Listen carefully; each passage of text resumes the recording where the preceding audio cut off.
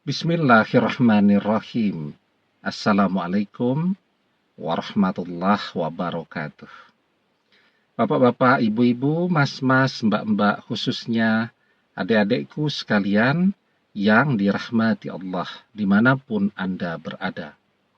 Kembali di Iip Channel bersama saya, Iip Wijayanto. Kali ini kita akan membahas tema agar mantan rajin melewati rumahmu lagi, mendekat ke rumahmu. Ya. Jadi selama ini kita yang rajin melewati rumah mantan. Karena apa? Karena kangen.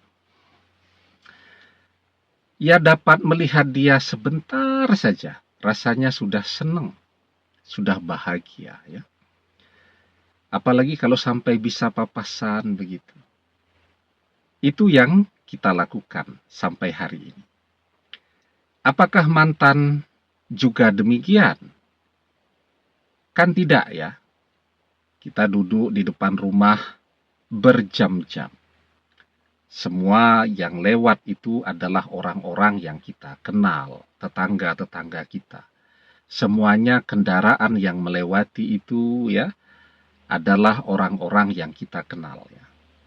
Jadi kalau ada mantan tuh yang mendekat ke rumah kita itu ciri-cirinya, cara membawa kendaraan tuh ya, itu seperti orang yang sedang kesasar. Pelan begitu tuh ya. Kenapa? Ya karena dalam waktu yang singkat itu, dia berharap bisa melihat ya sebanyak-banyaknya rumah kita, apa yang terjadi di sekeliling rumah kita ya. Kendaraan kita seperti apa, apakah ada di rumah atau tidak, dan seterusnya. Nah, sehingga kalau kita misal pun mantan ganti kendaraan ya.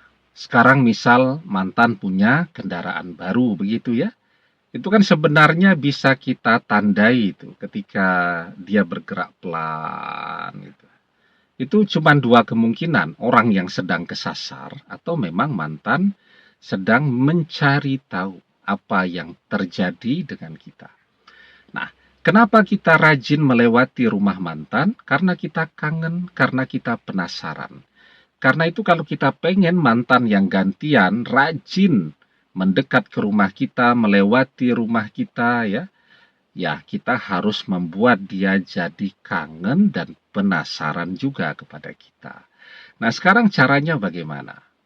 Sebelum kita bahas caranya, jangan lupa ya, yang belum subscribe untuk memencet tombol subscribe dan menyalakan lonceng notifikasi agar Anda selalu mendapatkan pemberitahuan video-video terbaru dari channel kesayangan kita ini. Dengan subscribe, doa-doa kita selalu terhubung sehingga kita selalu bisa berdoa bersama-sama ya. Nah, jadi sekarang bagaimana caranya agar si mantan ini jadi kangen dan jadi penasaran kepada kita? Sekarang kita kan rajin sekali ya mencurahkan rasa hati kita di media sosial kita.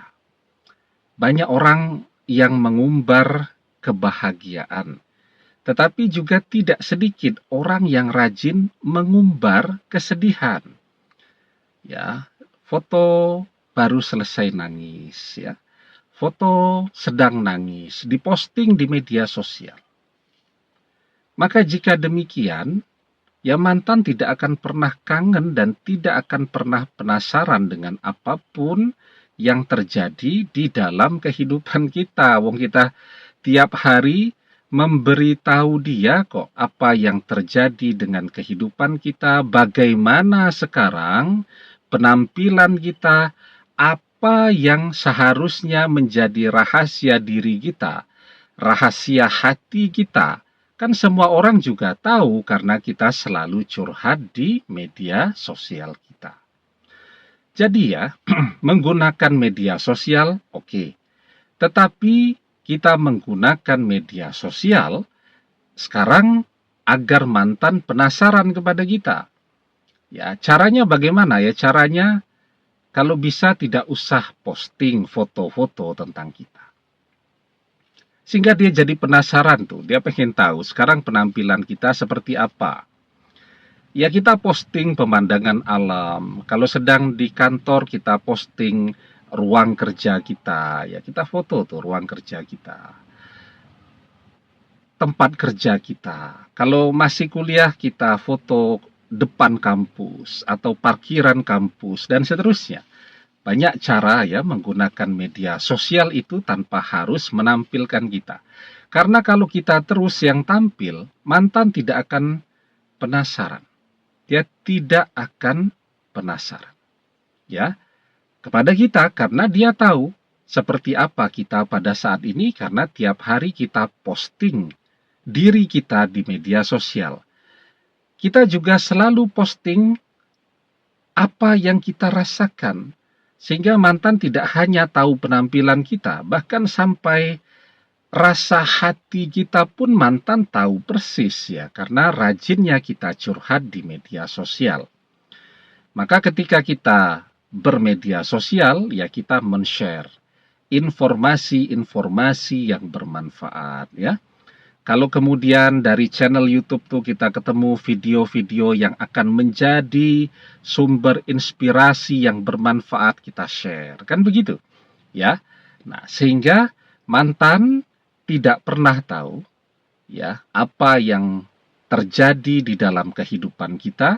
Dia juga tidak tahu bagaimana penampilan kita pada saat ini dan dia tidak tahu apa yang kita rasakan. Ya. Yang kita share prestasi-prestasi kita saja.